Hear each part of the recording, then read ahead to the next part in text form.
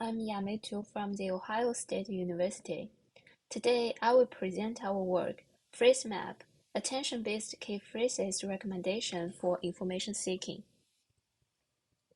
Information seeking of textual data can help users to make informed decisions in real world. For example, analyzing biomedical documents can provide evidence-based insights, guiding patient care and clinical decisions.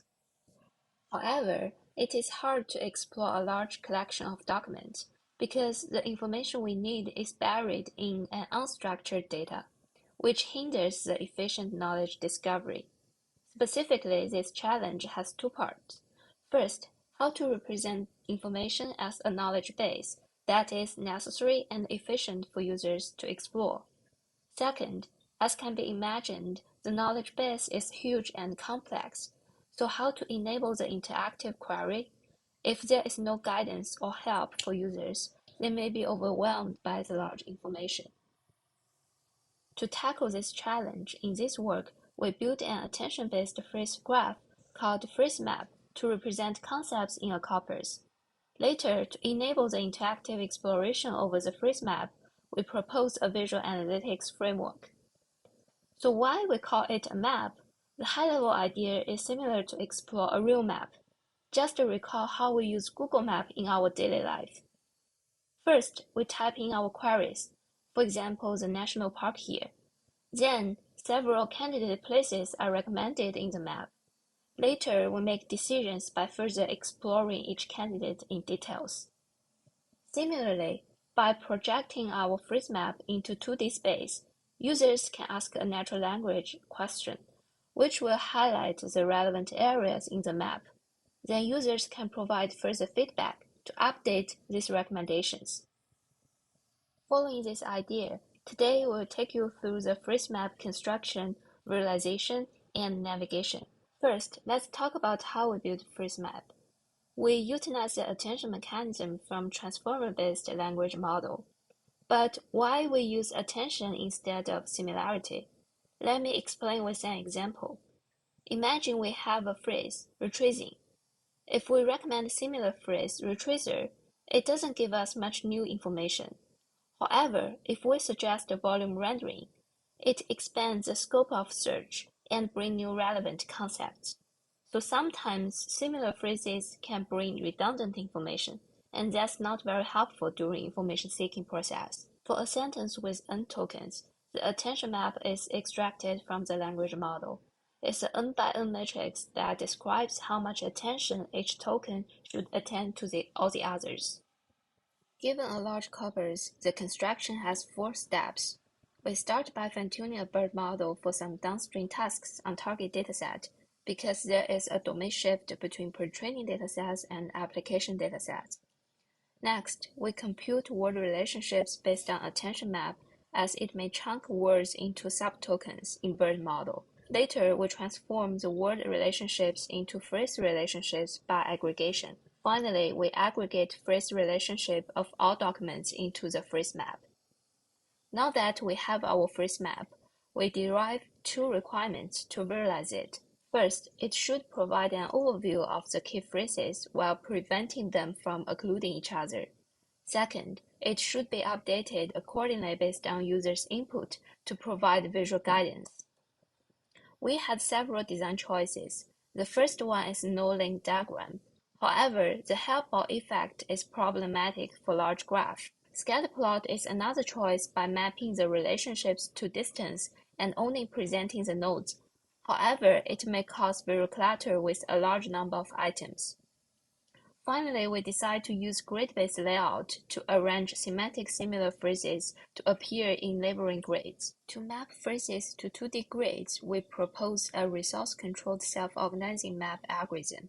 It should satisfy 2 criteria. Phrases with similar semantics should be assigned to the neighboring grids. Second, it should have one-to-one mapping to avoid visual clutter. So we introduce the original algorithm first. Suppose each data item has a vector xi.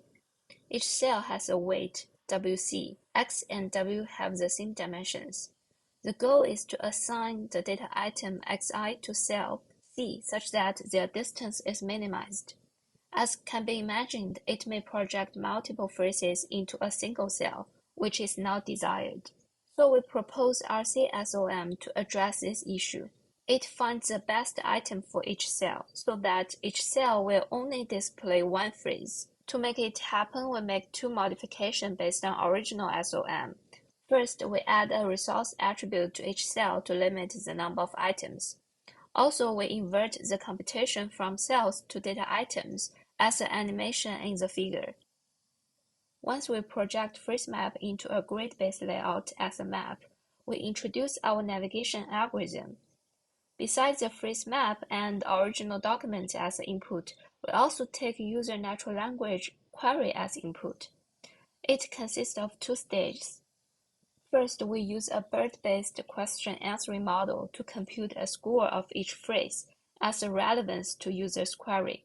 The score will be reflected on the map as visual guidance. To allow user-in-the-loop information seeking, we take users' feedback, whether accepting or declining recommended phrases, to update the relevant score of each phrase. So it's achieved by information propagation on the phrase map. We will introduce the two steps in details. The BERT QA model is composed of encoders and a QA layer. The encoders transform each token I into a d-dimensional embedding Wi. The QA layer contains two sets of learnable weights, S and E. They are used to compute the dot product of embeddings, and then undergo a softmax layer to generate the probabilities. S and E indicates the probability of each token being the start or the end of the answer. The final relevance score is defined as the product of P, S, and PE. We discussed 3 usage scenarios in the paper and also conducted several comparison analyses to show the effectiveness of using attention and RCSOM in the PhraseMap. We will show a demo to illustrate a user Nancy performs information seeking using our PhraseMap system. First, she hovers phrases in each cluster and confirms the clusters and labels are reasonable. She selects another threshold to have more clusters. The updated map view has newborn clusters. Nancy checks one to make sure they have good quality as well. Later, Nancy inputs the question, "What are the methods proposed for uncertainty analysis?" and clicks the Retrieve button. All the views get updated accordingly. Nancy wants to check the quality of initial recommendations. She clicks the highlighted phrases to retrieve specific papers on the right. She found these papers are related to uncertainty visualization, as she is interested to read them in details. Also, those highlighted phrases are either relevant visualization, such as arrow bar, or specific techniques, such as machine learning. She wants to see if we can find more relevant concepts by providing positive feedback. As we can see, the updated recommendation has more top-ranked concepts of machine learning, such as segmentations, classifications, and network design. She wants to find visualization methods to machine learning, so she clicks the button again to get more related concepts from the result. She found one interesting concept called VA-assisted ML, which ranked as the third one. She later found it on the map view and brushed to show more detailed information.